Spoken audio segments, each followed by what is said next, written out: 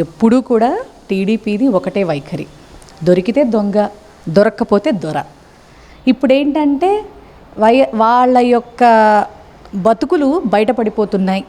16 నెలల కాలం పూర్తయిందో లేదో మరి రాష్ట్రానికి విపరీతమైన అప్పులు కావచ్చు, మెడికల్ కాలేజీల ప్రైవేటీకరణ కావచ్చు, రైతులు రోడ్ల మీదకి వచ్చి యూరియాల కోసం కావచ్చు, ఇంకో దానికోసం కావచ్చు, ఇట్లా మరి వాళ్ళు అనుకుంటూ జబ్బలు జరుచుకుంటున్న సూపర్ 6 ఫెయిల్యూర్ కావచ్చు, ఇవన్నీ కూడా ఏంటంటే చంద్రబాబు నాయుడు గారి మైండ్ని చాలా డిస్టర్బ్ చేస్తూ ఉన్నాయన్నమాట.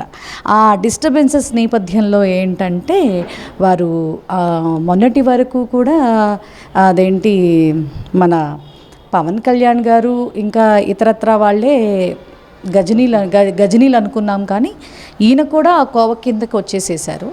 మరి ఆ కోవ కిందకి రావడం చేత మరి ఆయన ప్రెస్ మీట్లో ఒక ముఖ్యమంత్రి అనేటటువంటి విషయాన్ని కూడా విస్మరించి తన గవర్నమెంట్ని ఏదో కాపాడుకునేటటువంటి ప్రయత్నంలో వైఎస్ఆర్సీపీ కోవట్లంతా మా పార్టీలోనే ఉన్నారు అని చెప్తే, మరి నిజంగా నేను గౌరవ ముఖ్యమంత్రి వర్యులు నేను ఈ మీడియా ద్వారా క్వశ్చన్ చేస్తున్నా, ఎట్లా మీరు టికెట్లు ఇచ్చారు, ఎలా మా వాళ్ళని మీ పార్టీలోకి లాక్కున్నారు, ఎలా పదవులు ఇచ్చి ఎలా మీరు నిలబెట్టుకున్నారు?